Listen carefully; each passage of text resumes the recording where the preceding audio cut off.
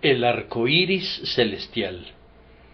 Y había alrededor del trono un arco iris semejante en aspecto a la esmeralda. Apocalipsis 4:3. Un arco iris. Había alrededor del trono un arco iris. Soy de la opinión que este arco iris era un círculo completo. En el capítulo 10, el apóstol nos informa que vio a otro ángel fuerte envuelto en una nube, con el arco iris sobre su cabeza, que difícilmente habría podido ser el arco semicircular que estamos acostumbrados a ver en el cielo en tiempos de lluvia y sol. Me imagino que debe de haber sido un anillo completo. Hace 2 años estuve en el pequeño puente de madera que está en la aldea de Handeck, del lado suizo del paso de Grimsel, y miré al torrente rugiente que corría abajo. La cascada, deshaciéndose sobre las enormes rocas, hacía salpicar una lluvia de espuma y rocío. Estaba mirando hacia abajo cuando el sol brilló sobre el lugar y vi un arco iris como no lo había visto nunca antes, excepto una vez, en otro lugar, en una ocasión similar. Era un círculo completo alrededor de la cascada y luego otro círculo y dentro de ese un tercero, 3 ruedas concéntricas formadas con todos los deleitables colores del arco iris, desde el tímido violeta hasta el intrépido rojo. No había ninguna equivocación al respecto. Eran anillos completos que parecían rodear el torrente como grandes bandas de zafiro y esmeraldas y ágatas. El anillo se tresdoblaba y brillaba frente a mí. Yo contemplaba maravillado ese espectáculo. Entonces, estos precisos textos acudieron a mi mente: alrededor del trono un arco iris, y vi descender del cielo a otro ángel fuerte envuelto en una nube, con el arco iris sobre su cabeza. Me parece que Juan tenía un espectáculo semejante frente a él, un arco iris que rodeaba enteramente al trono. Si fuera así, pienso que no seré considerado extravagante si extraigo una enseñanza. En este mundo vemos únicamente una mitad del pacto eterno de la gracia de Dios, ya que es todo lo que podemos ver. Ese arco superior de la albañilería divina es todo lo que vemos aquí. La otra mitad inferior, sobre la cual descansa la mitad que vemos, es decir, el decreto eterno, el propósito de la soberanía infinita, está todavía fuera de nuestra vista. No podemos discernirla. La tierra se interpone en el horizonte y la limita. Pero cuando lleguemos al más allá y veamos las cosas como son y conozcamos como somos conocidos, entonces el pacto será visto por nosotros como constituyendo un círculo completo, un armonioso todo, no como algo quebrado, no como un arco quebrado o un semicírculo, como pareciera serlo ahora, sino como la deidad misma, perpetuo, sempiterno, completo, perfecto, eterno. Esto es válido como una figura y ciertamente lo será en la realidad. Lo que no sabemos ahora, lo sabremos en el más allá, y posiblemente este preciso emblema sea usado aquí para explicarnos que, aunque veamos la gloria que Dios ha manifestado, no vemos el propósito eterno de Dios y no podemos verlo en el presente, excepto en la medida que lo juzguemos partiendo de sus grandiosos resultados. Oh, es deleitable pensar en ir allá, si no por ninguna otra cosa, por saber más de Cristo y entender más del amor divino y beber más profundamente del misterio de la piedad, por medio del cual Dios fue manifestado en la carne. En verdad, aunque sólo conozcamos un poco, ese poco conocimiento nos ha conducido a tener sed de grandes bocanadas, y estamos en espera del tiempo cuando nos despojemos del velo que nos aparta de las realidades espirituales, y las veremos cara a cara, no necesitando verlas por más tiempo como por espejo, reflejadas oscuramente. Quiero que noten tres cosas sugeridas por esas palabras. Había alrededor del trono un arco iris. Primero, la soberanía divina nunca traspasa los límites del pacto, sino que está encerrada por el arco iris con una pared de fuego alrededor del trono. En segundo lugar, el gobierno divino surge de la soberanía. El trono es regulado siempre por el pacto. Hay respeto constante al pacto de gracia en todo lo que Jehová hace. En tercer lugar, en el pacto de gracia, la cualidad predominante es la gracia, semejante en aspecto a la esmeralda, algo que explicaré más adelante. Indica que la misericordia y la piedad hacia los hombres resplandecen radiantes en el pacto siempre. Primero, entonces, había alrededor del trono un arco iris. La soberanía divina no traspasa nunca los límites del pacto. Había alrededor del trono un arco iris, como si el arco iris cercara el trono, lo circundara, lo ciñera alrededor. La soberanía de Dios debe ser, por necesidad, absoluta e ilimitada. Él creó todo, y como nada existió antes de Dios o independiente de Dios, tenía el derecho de hacer lo que quisiera y de hacer todo lo que en efecto hizo, según su propia voluntad y agrado. Y una vez que ha creado, sus derechos no terminan allí, sino que continúa teniendo un poder completamente ilimitado y absoluto sobre las criaturas de sus manos. Él reclama el derecho para sí, o no tiene potestad el alfarero sobre el barro para hacer de la misma masa un vaso para honra y otro para deshonra. Dios tiene el poder de crear y el poder de usar después eso que creó para el propósito para el que lo hizo. ¿No me es lícito hacer lo que quiero con lo mío? Es una pregunta que el Todopoderoso puede muy bien hacer a todas sus criaturas que se atreven a querer juzgarlo y que juzgan y revisan blasfemamente su juicio y arrebatan de sus manos la balanza y la vara y buscan establecerse como censores del santo. Siempre que los hombres dicen, ¿cómo puede Dios hacer esto? ¿Y cómo hará eso?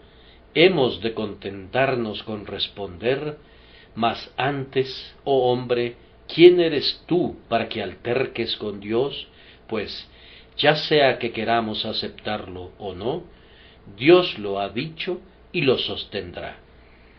Tendré misericordia del que yo tenga misericordia, y me compadeceré del que yo me compadezca, así que no depende del que quiere ni del que corre, sino de Dios que tiene misericordia. Pero como una verdad ha de ser tomada siempre en su relación con otra verdad, y no ha de ser aislada de las verdades emparentadas con ella, es una deleitable consideración que Dios, en su absoluta soberanía, nunca hace violencia a ninguno de sus otros atributos, y sobre todo, nunca hace violencia al pacto. El pacto rodea siempre a la soberanía y prácticamente la encierra dentro de sus límites. Dios está prácticamente limitado en lo que nos concierne por su propia revelación de su propio carácter. A Él le ha agradado decirnos que es justo y que es el Señor Dios, misericordioso y lleno de gracia. En unas pocas palabras, Él nos ha proporcionado el compendio de sí mismo al decir que Dios es amor. Cuando un hombre dice de sí mismo, tengo el derecho de hacer lo que quiera, pero soy generoso a la vez que justo, ustedes sienten la seguridad de que ejercerá el derecho que reclama de una manera que esté de acuerdo y sea consistente con su propio enunciado de lo que él es, y si él ha estimado correctamente su propio carácter, dará liberalmente y pagará honorablemente. Tengan la seguridad entonces de que la soberanía de Dios nunca demostrará que Él se ha descrito falsamente o que nos ha engañado. Cuando dice que Él es justo, no puede actuar ni actuará injustamente hacia ninguna criatura que haya creado. Nunca ha habido un tormento o un dolor que haya sido infligido arbitrariamente por Dios. Dios no pronunció nunca una maldición sobre hombre alguno, a menos que ese hombre se la hubiera ganado clara y ricamente por su pecado. Ningún alma fue arrojada alguna vez en el infierno por la soberanía. Dios toma consejo consigo mismo, pero no se inclina ante ningún capricho. ¿Cómo llega entonces la desventurada criatura a este terrible tormento? El pecado lleva al pecador a un estado de ruina y la justicia pronuncia la condenación del pecador. La soberanía puede permitir que esa condenación sea firme. ¿Qué importa que no se mueva para impedir la sentencia? La justicia es la que pronuncia la maldición. Ten la seguridad, amigo, de que a pesar de lo mucho que puedas dar coces contra la doctrina de la elección, no tienes ninguna razón para hacerlo. Independientemente de lo que esa doctrina implique, no es posible sino que Dios deba y quiera actuar para contigo de una manera tan estrictamente justa que, cuando tú mismo llegues a descubrirla en la eternidad, no serás capaz de objetarla, sino que te verás forzado a quedarte sin habla. Además, a Dios le ha agradado darte la seguridad de que Él es amor, que Él es misericordioso y lleno de gracia, lento para la ira y abundante en misericordia. Ahora, independientemente de lo que la soberanía decrete, pueden estar seguros de que el decreto estará en consonancia con el hecho de que Dios está lleno de misericordia, de gracia y de verdad. Yo sé que algunas personas erigen el decreto de Dios como un gigantesco monstruo delante de ustedes. Pintan un cuadro horrible, como si el semblante de quien les habla desde el cielo fuera cruel e inmisericorde. Pero ese cuadro es dibujado por su perversa imaginación. No es el cuadro de Dios hecho por Él mismo, pues dijo, porque no quiero la muerte del que muere, dice Jehová el Señor, convertíos, pues, y viviréis.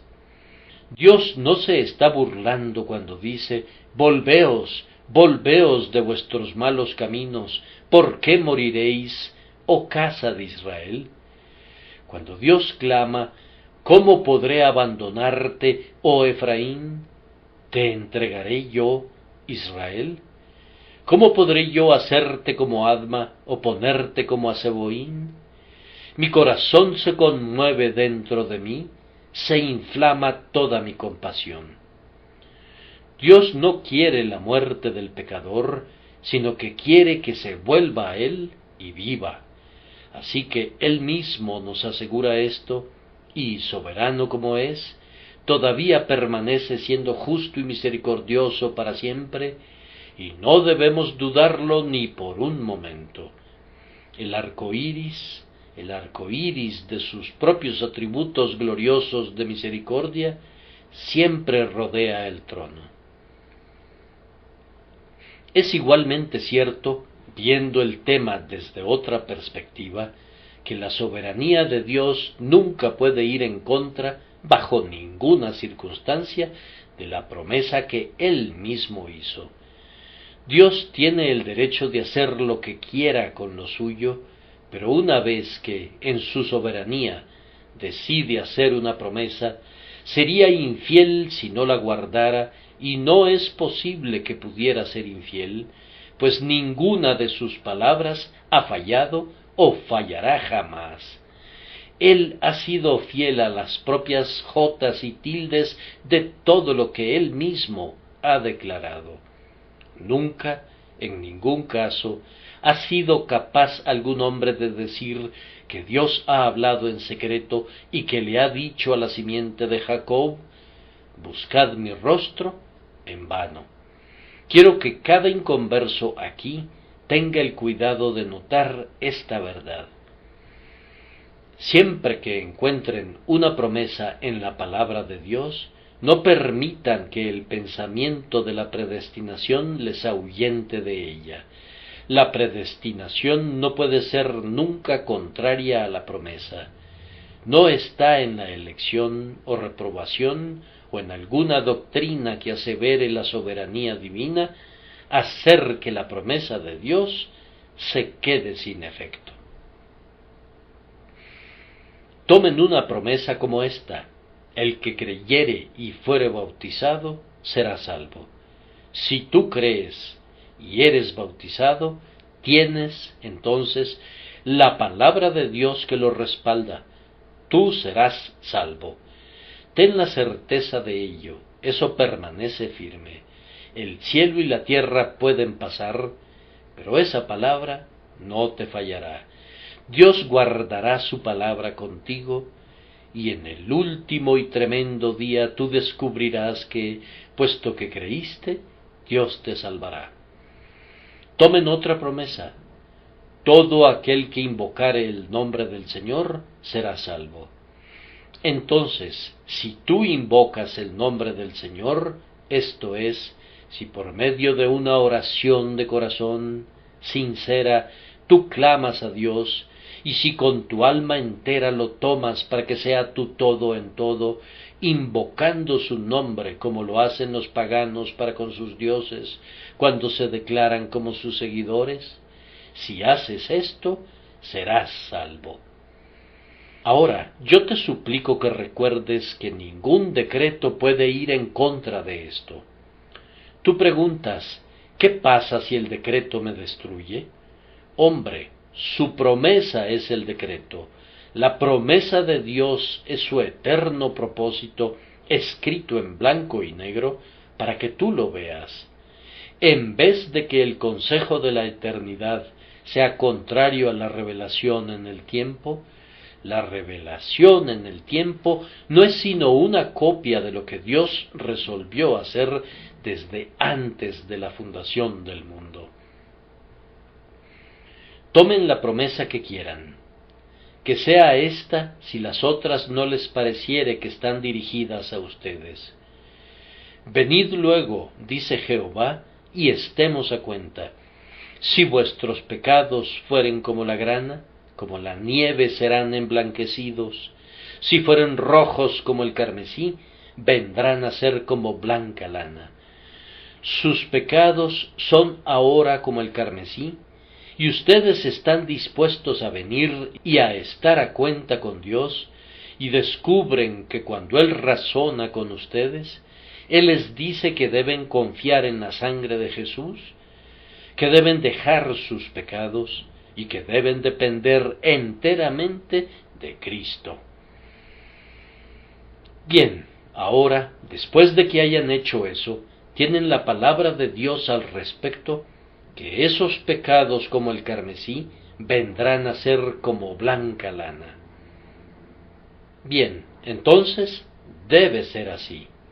No es posible que alguna cosa desconocida para ustedes intervenga e invalide la promesa que es conocida.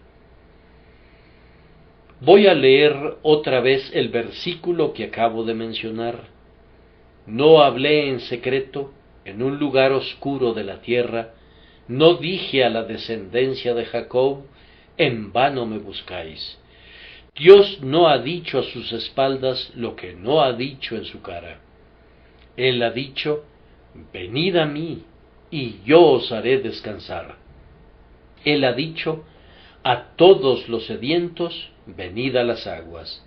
Él ha dicho, el que quiera, tome del agua de la vida gratuitamente. No hay nada en ese misterioso rollo que ningún ojo humano ha visto jamás que pueda estar en conflicto con las promesas de oro que fulguran en el libro de la palabra de Dios sobre cada pecador necesitado que viene y confía en el Señor. Hay un arco iris alrededor del trono. La soberanía nunca traspasa el círculo de la promesa. Oh Hijo de Dios, tu Padre Celestial, en su soberanía, tiene el derecho de hacer contigo, su Hijo, como le agrade, pero Él no permitirá nunca que esa soberanía se salga del límite del pacto. Como soberano, podría echarte fuera, pero ha prometido que nunca lo hará y no lo hará nunca. Como soberano, podría dejar que perezcas, pero Él ha dicho, no te desampararé ni te dejaré. Como soberano, podría permitir que fueras tentado más allá de tu fuerza, pero Él ha prometido que ninguna tentación te asediará, sino la que es común al hombre, y con la tentación dará juntamente la salida. No permitas que ningún pensamiento tenebroso atraviese jamás tu mente en el sentido de que, tal vez, Él te pudiera tratar arbitrariamente. No es así. Él cumplirá su propósito para contigo, y de ese propósito ya te ha informado al decirte que eres suyo, su hijo adoptivo, y serás suyo por siempre y para siempre. En segundo lugar, el gobierno regulador de Dios en el mundo guarda siempre respeto al pacto de gracia. Esto es así en las grandes cosas. Él estableció los límites de las naciones de acuerdo al número de los hijos de Israel. Cuando leen la palabra de Dios, Egipto sube al escenario, y luego Asiria, Babilonia, Grecia y Roma. Sin embargo, ¿qué son ellos sino una especie de fondo? Vienen y se van, a pesar de toda su secular grandeza, que no es sino como simples cosas secundarias. La figura central es siempre la elección por gracia del pueblo de Dios. En cuanto a los demás, ellos son simplemente los labradores y los viñadores para el propio pueblo del Señor. Algunas veces estas naciones son padres nutricios, en otros momentos son severas varas, independientemente de lo que sean, son meros instrumentos. La Biblia habla de ellos como parte del andamiaje para la construcción del templo viviente en el que la misericordia de Dios será manifestada. Siempre que leen o escuchan a la gente hablar acerca de la profecía, pueden estar seguros de que esa inspiración no ha sido proporcionada para hablar de Luis Napoleón o de ningún otro de los soberanos terrenales. No es la historia de Prusia, Rusia o Francia la que revela el Apocalipsis celestial. El libro entero está escrito para su pueblo. Nos da en realidad la historia de la Iglesia, pero no nos da la historia de ninguna otra cosa. La manera de leer el libro, si en efecto lo leen, es con este pensamiento central en su mente, que Dios no nos ha revelado nada concerniente a Asiria, Babilonia, Grecia o Roma por sí mismas, pero se ha referido a esas naciones porque tienen una conexión con la historia de su iglesia. Eso es todo, pues ha elegido a Jacob para sí y a Israel para que sea tesoro de su exclusiva posesión. Hermanos míos, yo creo que cuando los reyes y los potentados se reúnen en la sala de consejo y consultan juntos de acuerdo a su ambición, un consejero a quien no ven nunca mueve los hilos y ellos son sólo sus títeres. E incluso cuando los ejércitos se enfrentan en orden de batalla, cuando el mundo es sacudido de un lado al otro con revoluciones, y los tronos más estables se estremecen como si no fuesen sino buques en alta mar, hay una fuerza secreta obrando en todo. El propósito y la dirección de estas acciones trascendentales es hacer manifiesta a la raza escogida la salvación del grupo comprado con sangre y la gloria de Dios en la redención del mundo para sí. Cuando lean el periódico, léanlo para ver cómo su Padre Celestial está administrando el mundo para el bien de sus propios hijos. Todo lo demás, ya sea la enajenación de un trono, la resolución de un asunto político o la victoria en una regata, son cosas menores comparadas con los intereses de la elección por gracia. Todas las cosas están girando y cooperando para bien. A los que aman a Dios, todas las cosas les ayudan a bien, esto es, a los que conforme a su propósito son llamados. Por medio de ellos dará a conocer a los ángeles y a los principados su multiforme sabiduría a través de las edades. Ahora, así como ocurre en lo grande, será de igual manera en lo pequeño. En todos tus asuntos más pequeños, Dios gobierna siempre con respecto al pacto. Tus peores aflicciones tienen por propósito tu bien, pues esta es una cláusula que está en el pacto. De cierto te bendeciré con abundancia. Cuando llegues a lo peor, incluso si eso pasara al final de la vida, descubrirás que Dios se ha mantenido dentro de los compromisos del pacto. Oigan lo que dice David estando en su lecho de dolor. No es así mi casa para con Dios. Sin embargo, oh misericordioso, sin embargo, Él ha hecho conmigo pacto perpetuo, ordenado en todas las cosas, y será guardado. Has perdido tu propiedad. Es algo triste para ti hundirte en cuanto al mundo, pero esto siempre estuvo contemplado en el pacto. ¿No lo han leído nunca? En el mundo tendréis aflicción, pero confiad, yo he vencido al mundo. Últimamente, cuando han estado en oración, han tenido muy poco consuelo, y cuando han leído la palabra de Dios, no ha parecido fulgurar con deleite para ustedes, sino que más bien el libro les ha parecido oscuro. Bien, eso está en el pacto. ¿Acaso no se los leí? Yo reprendo y castigo a todos los que amo. Sé, pues, celoso y arrepiéntete. Tal vez se han estado rebelando. Es triste que sea así, y ahora han perdido mucho de su gozo y están sumamente abatidos.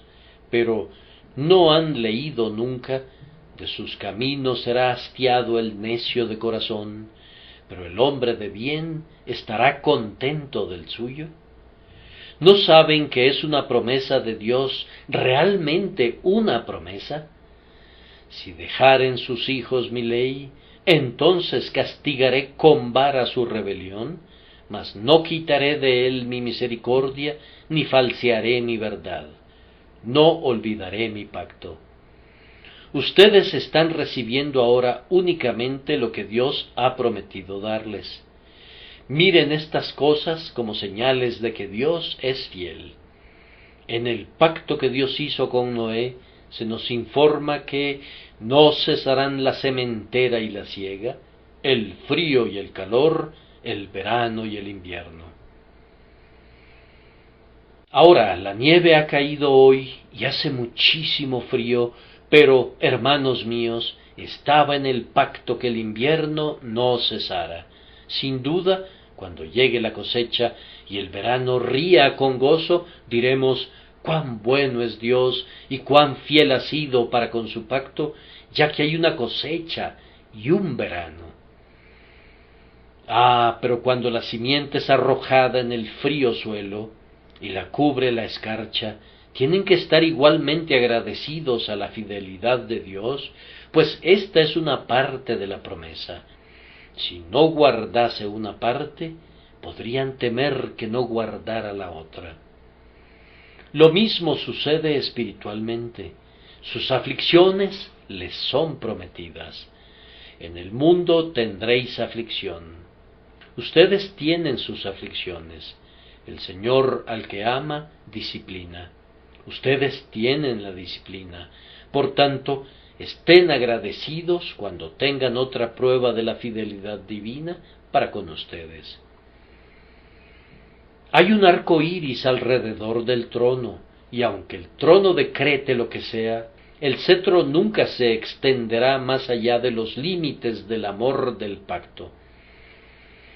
Es imposible que Dios trate para con su pueblo de manera contraria al espíritu que respira en las dos cosas inmutables en las cuales es imposible que Él mienta y por las que ha dado un poderoso consuelo a quienes han huido en busca de refugio hacia la esperanza que está puesta delante de ellos en el Evangelio. Nuestro tercer punto es que en el pacto de gracia, representado por un arco iris circular, el amor y la gracia son siempre conspicuos. La esmeralda, con su color verde, es tomada siempre como representativa de esta tierra verde y de las cosas que conciernen a sus habitantes, y siempre ha sido vista como un tipo de la misericordia. Es un color suave y delicado, el más agradable a la vista de todos los colores, y las vibraciones de luz causadas por ella se consideran más adecuadas para el nervio óptico que las vibraciones de cualquier otro color. El carmín y algunos otros colores brillantes, que son emblemas de justicia y de venganza, destruirían pronto el ojo, y el blanco, el emblema de la pureza, no puede tolerarse por largo tiempo. Aquellos que hemos atravesado altas montañas cubiertas de nieve, hemos tenido que sufrir de ceguera por el reflejo de la nieve el tiempo que hemos estado allí. El ojo humano pronto cesaría de desempeñar sus funciones si la tierra estuviera cubierta por la nieve durante largo tiempo y si no tuviésemos nada que protegiera a los ojos. Verde es el color que conviene a la humanidad y representa la misericordia, la ternura y la benevolencia de Dios hacia la humanidad. Siempre que lean el pacto, léanlo a la luz de la esmeralda. Algunas veces he pensado que algunos de mis hermanos lo leen bajo otra luz. Creo que he oído oraciones que, si fueran traducidas al inglés sencillo, irían en este sentido: Señor, te agradecemos porque somos elegidos, te bendecimos porque estamos incluidos en el pacto, bendecimos tu nombre porque tú estás enviando a los pecadores al infierno y los cortas y los destruyes, pero nosotros somos salvos. Algunas veces he pensado que he captado en tales oraciones un aire de complacencia en la condenación de los pecadores e incluso un poco más que eso. Me he figurado que he visto en ciertos hipercalvinistas un tipo de propensión equivalente al cuchillo cortacabelleras de los Pieles Rojas, un sentimiento como de un ogro respecto a la reprobación, un chasquear de labios por la ruina y destrucción de la humanidad. En cuanto a todo eso, sólo puedo decir que me parece que es terrenal, animal, diabólico. No puedo imaginar a un hombre, especialmente a un hombre que tenga el Espíritu de Cristo en él, pensando en la ruina de la humanidad con cualquier otro sentimiento que el que movió el alma de Cristo cuando lloró por Jerusalén, exclamando: «¿Cuántas veces quise juntar a tus hijos como la gallina junta sus polluelos debajo de las alas». Nadie debe imaginar que el espíritu del calvinismo sea un espíritu de hostilidad para la humanidad universal. No es así. Representarnos a nosotros como pensando con complacencia en la ruina de alguien de la raza humana es una perversión y una caricatura de las exposiciones de Calvino y de Agustín y del apóstol Pablo y de lo que predicó nuestro Señor. Hermanos míos, cuando he oído algunas veces declaraciones hechas acerca de la escasez del número de aquellos que serán salvos al final, he pensado que seguramente el arco iris alrededor del trono de Dios, a quien esas personas adoraron, debe haber sido de color carmesí. No podría haber sido semejante en aspecto a la esmeralda. Debe de haber habido un predominio de venganza en él y no de misericordia. Vamos, yo creo firmemente que al final se descubrirá que hay más personas en el cielo que en el infierno, pues cuando llegue la gran conclusión del drama, Cristo tendrá la preeminencia en todas las cosas. Ahora, hay pocos que encuentran ese camino angosto, aunque ancha es la puerta del infierno, y hay muchos que entran por allí. Pertenecemos a la minoría ahora, pero cuando pensamos en las incontables huestes de niños pequeñitos, elegidos de Dios, que han ido desde el pecho de sus madres a la gloria, sin haber pasado por el pecado personal, pero siendo comprados con la sangre preciosa, puedo ver a una vasta multitud que pertenece a Cristo. Y cuando miro adelante, a esa edad resplandeciente, cuando las naciones se congreguen a los pies de Cristo, y decenas de millares y cientos de millones canten sus alabanzas desde el nacimiento del sol hasta el ocaso, me regocijo al pensar que entonces el Señor Jesucristo verá el fruto de la aflicción de su alma y quedará satisfecho, y no es poco lo que le satisfará. Algunas veces he pensado, coincidiendo con un buen teólogo, que cuando el Rey venga al final, no se encontrará más gente en prisión, en comparación con el gran número de sus criaturas, que el número que hay de personas convictas por un crimen en relación a toda la población en cualquier gobierno bien ordenado. De cualquier manera, esperemos que sea así. No tenemos ningún derecho de hablar positivamente allí donde no contamos con ninguna declaración positiva, pero es significativo que siempre hay una prominencia dada en la Escritura a la gracia, a la piedad, a la bondad y a la misericordia de Dios. Seguramente la Escritura no nos diría esto a menos que no pareciera ser así también en la providencia universal de Dios. Yo creo que en el arco iris la esmeralda será lo más conspicuo, y que la gracia será en el cielo la joya más descollante, pues bien merece la alabanza.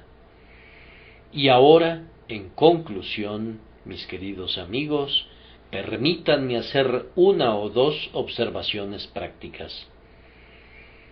permítanme exhortar a todos ustedes a entender el pacto del cual el arco iris es el símbolo.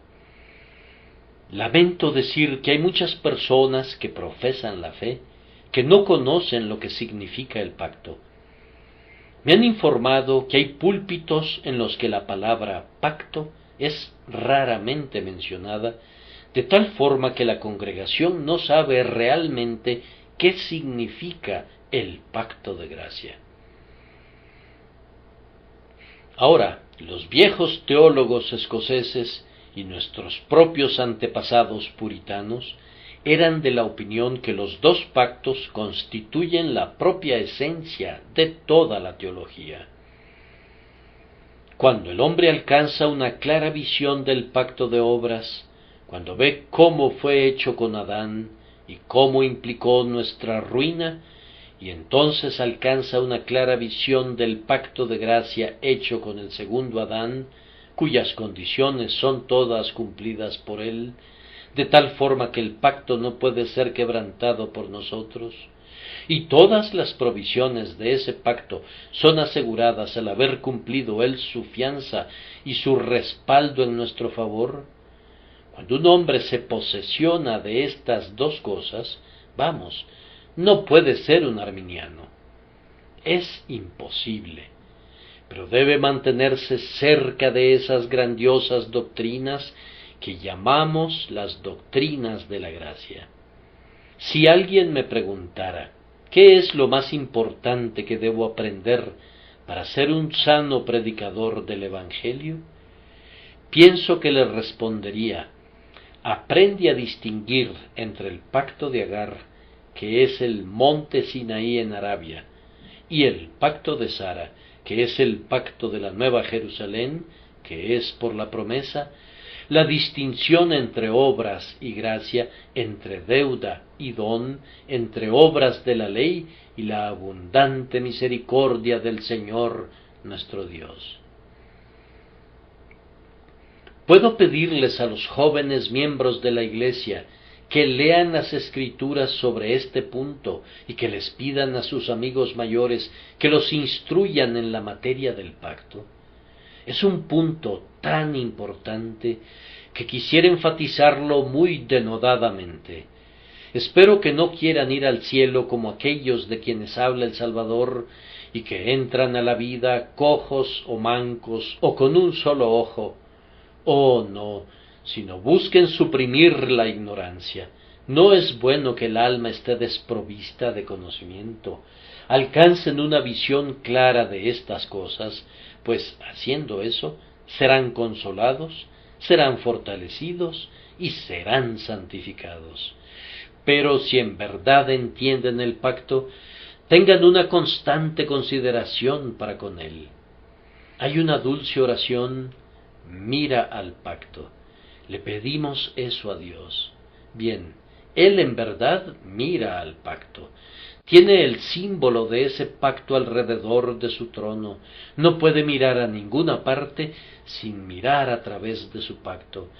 Él nos ve a nosotros, ve al mundo, ve todas las cosas a través de ese arco iris que está alrededor del trono. Él ve todos los asuntos humanos a través del medio del grandioso mediador, el ángel del pacto, el Señor Jesús. Bien, ahora lo que le pidan a Dios que haga y lo que Él hace, háganlo ustedes mismos. Miren al pacto.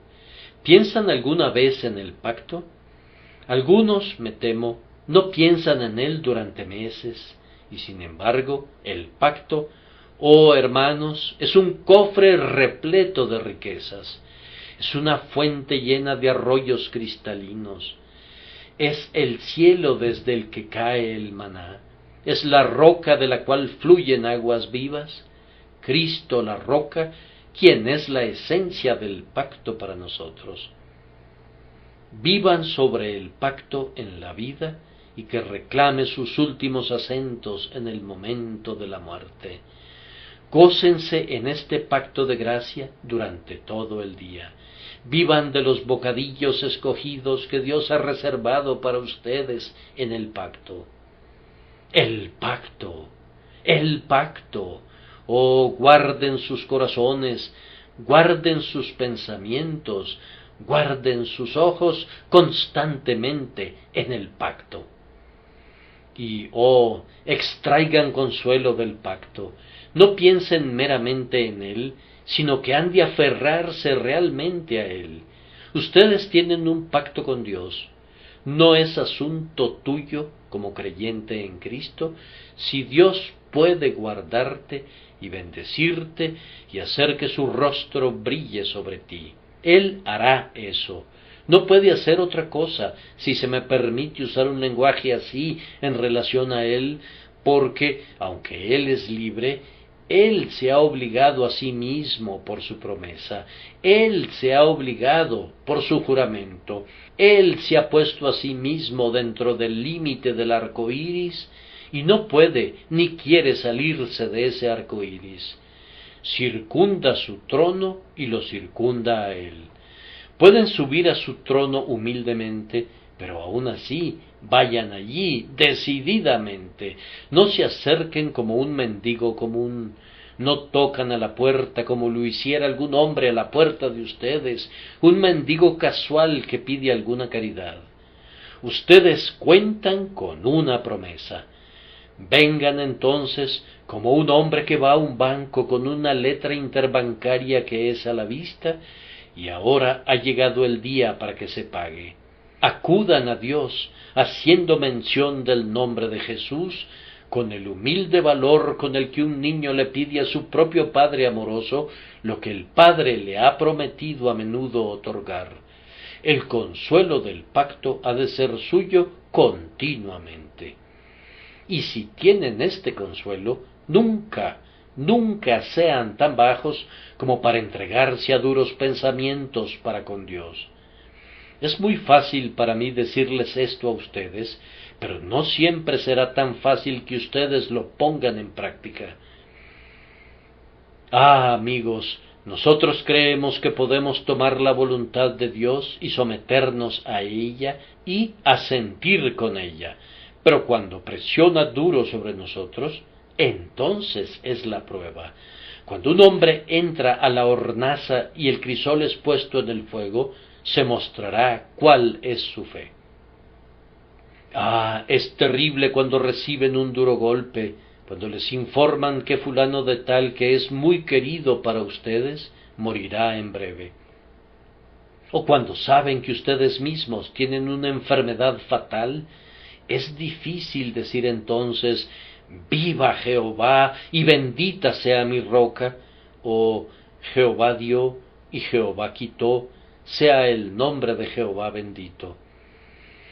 Fue admirable en David que cuando comenzó uno de sus salmos de lamentación, él sabía que iba a gemir abundantemente, así que dijo, hay un asunto que vamos a dirimir antes de salirnos de balance. Ciertamente es bueno Dios para con Israel. Eso queda dirimido. Él establece eso como lo primero cuando se sube al asiento de testigo. Dice, estoy confuso hoy y tambaleándome en mi cordura. Pero antes de que diga algo, debo decir esto. Declaro solemnemente delante de los hombres, de los ángeles y de los demonios, ciertamente es bueno Dios para con Israel. En cuanto a mí, casi se deslizaron mis pies, por poco resbalaron mis pasos, y así sucesivamente, pero comienza con eso. Ahora resuelvan eso en su alma, pongan eso como un ancla en lo profundo del mar.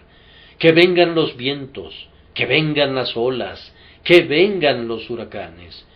Dios es bueno, Dios es fiel, Dios guardará su pacto. Cada línea oscura y dolorosa se encuentra en el centro de su amor. Ha de ser bueno. Nunca permitan que su alma esté envidiosa de los impíos cuando vean su prosperidad, sino que deben regocijarse en su Dios y que haga lo que Él quiera. Si en verdad conocen algo acerca de la dulzura del pacto, cuando se encuentren con un pobre hijo de la casa de Israel, háblenle de él. Y como no saben quién pueda ser, háblenle a todo el mundo acerca de él. ¿Podría haber uno de sus hermanos con quien vayan a vivir en el cielo, que esté sentado junto a ustedes en la banca de la iglesia? Como mencioné el domingo pasado, que había una joven que había asistido aquí durante 2 años y nadie le había hablado a ella jamás. He recibido una carta de otro joven para decir que se encuentra en el mismo caso. Oh, Dios mío, ustedes saben que les dije el domingo por la noche que sentía vergüenza por algunos de ustedes, pero no sabía en qué parte de la capilla se encontraban y por tanto, como no sabía de quiénes se trataba, no podía estar avergonzado de ustedes y sólo quería hacer que ustedes sintieran vergüenza por cuenta propia. Ahora, ustedes pueden ver que hay 2 casos, y me temo que si recibimos más testimonios incluiría a muchas personas del tabernáculo. No permitan que eso suceda. Cada uno ha de cobrar valor y decirle a su compañero, conoce al Señor. Que cada quien le pregunte a su vecino, ¿has probado la dulzura? ¿Quién encuentra miel y se la come toda? Ustedes deben decir, como los leprosos sirios, hoy es día de buena nueva y nosotros callamos, y si esperamos hasta el amanecer, nos alcanzará nuestra maldad.